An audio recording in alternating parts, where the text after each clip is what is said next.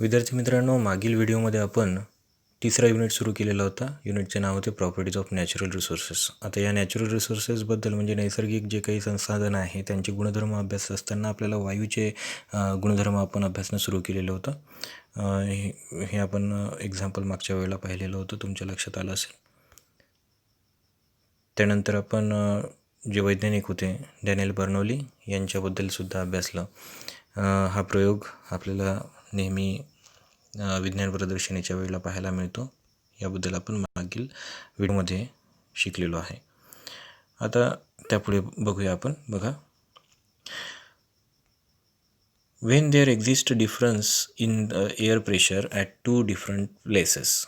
बघा, ज्या वेळेला वेन म्हणजे जेव्हा वेगवेगळ्या प्रकारचं असं हवेचा दाब दोन वेगवेगळ्या ठिकाणी आपल्याला पाहायला मिळतो. The air starts flowing from the place of higher pressure to the place of lower pressure.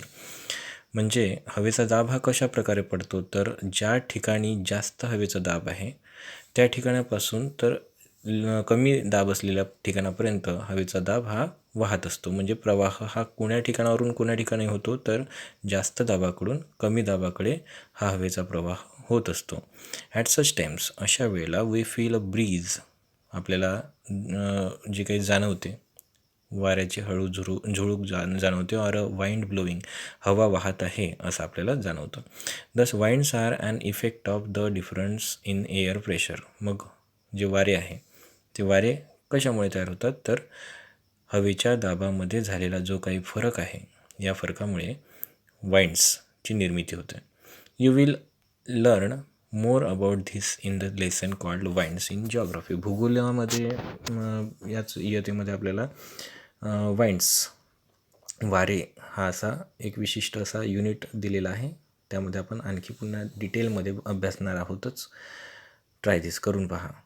बघा काय करायचं आहे आपल्याला. Take ice cubes in a glass. एका ग्लासमध्ये बर्फाचे खडे किंवा फ्रीजमधले जे काही बर्फ असतात त्याचे गडे घ्यायचे आहेत. Up to 3/4 of its height. म्हणजे काठोकाठ आपल्याला तो ग्लास भरायचा नाही आहे, तर काठापर्यंत आपल्याला थोडासा कमी इतके बर्फ आपल्याला त्यामध्ये बर्फाचे तुकडे घ्यायचे आहेत. नाव ऑब्झर्व व्हॉट हॅपन्स. मग आता आपल्याला काय होते ते निरीक्षण करा. How did the water droplets appear on the outside of the glass. तुम्ही ज्या वेळेला ग्लास घेता त्यावेळेला बघून घ्यायचं की त्या ग्लासला कुठल्या प्रकारचे बाहेरून ओलावा नसावा. परंतु हा ओलावा नंतर येतो जेव्हा वेळेला आपण बर्फ त्यामध्ये टाकतो. तर हा ओलावा कसा काय येतो? Due to the ice cubes in the glass. बर्फाचे तुकडे जे आपल्या ग्लासमध्ये आपण घेतलेले असतात. The air surrounding the glass cools down. त्याच्या सभोवताली असणारी जी हवा आहे ती थंडी होते. As the water vapours in this air cools down. आणि वॉटर वेपर जे आहे, पाण्याची वाफ जी आहे या वातावरणातली म्हणजे ज्या ग्लासच्या जवळची असलेली जी आहे ती शीत होते, थंडी होते. इट कंडेन्सेस, आणि म्हणून त्याचं कंडेन्सेशन होतं आणि and gets transform into water, आणि त्याचे जे आहे ते पाण्याचे कण बनतात. म्हणजे वातावरणामध्ये प्रत्यक्षात काय आहे, तर हवा जी आहे, बरोबर आहे, पाण्याचे कण ह्या हवेमध्ये उपस्थित असतात किंवा असतातच. आता हे पाण्याचे कण बर्फाच्या त्या वातावरणामध्ये आल्यामुळे ड्रॉपलेट्समध्ये म्हणजे पाण्याच्या अतिशय बारीक अशा कणांमध्ये त्याचं रूपांतर होते. इट इज धिस वॉटर, ते हेच पाणी असतं, that collects on the outer surface of the glass. तेच पाण्याचे कण हे ग्लासच्या बाहेरच्या भागामध्ये जमा झालेले आपल्याला आढळतात. The level of humidity is different in different places. आपण आर्द्रता असं म्हणतो. ह्युमिडिटी म्हणजे मराठीमध्ये आर्द्रता असं म्हणतो. लेवल ऑफ ह्युमिडिटी म्हणजे जे काही आर्द्रतेचा जे काही स्तर असतो तो प्रत्येक ठिकाणी सारखा असेलच असं नाही. म्हणजे वेगवेगळ्या ठिकाणी तो वेगवेगळा असेल. Similarly the humidity levels also change from time to time during the period of a single day. त्याचप्रमाणे आर्द्रता ही दिवसाच्या वेळेनुसार बदलत असते. एकाच दिवसामधली आर्द्रता ही कमी जास्त असू शकते. म्हणजे उन्हाळा, हिवाळा, पावसाळा या तिन्ही ऋतूंमधली आर्द्रता ही वेगवेगळी असते. The level of humidity of the air is determined by its capacity to hold water vapour. The level of humidity म्हणजे आर्द्रतेचा जो स्तर आहे, लेवल म्हणजे स्तर, हा कशाद्वारे काढला जातो तर capacity to hold water vapour म्हणजे पाण्याची जी वाफ आहे, वॉटर वेपर त्या हवेमध्ये किती प्रमाणामध्ये भरलेली आहे त्याची क्षमता किती आहे, वॉटर वेपरला धरून ठेवण्याची क्षमता जी आहे त्यानुसार आर्द्रतेचं मापन केलं जातं. तुम्ही म्हणाल मग आता हे ह्युमिडिटी म्हणजे काय, तर आर्द्रता म्हणजे काय, तर हवेमध्ये असलेले बाष्पाचे कण जे आहे त्याला आपण, जर समजा एक हवेमध्ये बाष्पाचे कण जास्त असेल, बाष्प जास्त असेल तर तो ओलावा आपल्याला जाणवेल, बरोबर आहे. आणि हवेचं जर समजा कोरडी असेल तर त्यामध्ये बाष्पाचं प्रमाण कमी असेल, ठीक आहे. During the night or at dawn म्हणजे रात्री किंवा पहाटेला, when the temperature of air is low, जेव्हा तापमान कमी असतं, म्हणजे हवेचं तापमान जे आहे ते कमी असतं, its capacity to hold the vapour is less. तापमान कमी असल्या कारणाने काय होते, वाफेचं म्हणजेच बाष्पाचं जे काही हवेमधलं जे प्रमाण आहे ते कमी असतं. ॲट सच टाइम्स, अशा वेळेला the excess vapour is transformed into water droplets. मग जे एक्सेस वेपर आहे त्याचं रूपांतर कशात होतं तर वॉटर ड्रॉपलेट्समध्ये होतं, पाण्याच्या कणामध्ये होते. This is what we call dew. त्यालाच आपण दवबिंदू असं म्हणतो. म्हणजे सकाळच्या वेळेला काय होतं, म्हणजे रात्री म्हणा किंवा सकाळच्या पहाटेच्या वेळेला वातावरण हे जे आहे ते अतिशय थंड असतं आणि हवेचं जे तापमान आहे ते सुद्धा कमी असतं आणि त्याच्यामुळे पाण्याची बाष्प शोषण घेण्याची जी काही हवेची क्षमता असते ती कमी असते. म्हणून त्याचं त्या पाण्याच्या बिंदूमध्ये किंवा दवबिंदूमध्ये त्याचं रूपांतर होते. ते दवबिंदू आपल्याला गवताच्या पातीवर किंवा जे वनस्पती आहे त्याच्या पानावर सुद्धा आढळतं. इन द आफ्टरनून, दुपारच्या वेळेला काय होते, दुपारच्या वेळेला जेव्हा तापमान वाढते त्यावेळेला हवेचं तापमानसुद्धा वाढलेलं असते. म्हणजे temperature of the air is high, the capacity of the air to hold the moisture also increases. म्हणून मग त्यावेळेला हवेमध्ये जे काही मॉइश्चरचं प्रमाण आहे ते सुद्धा तापमान वाढल्यामुळे ते सुद्धा कमी होतं.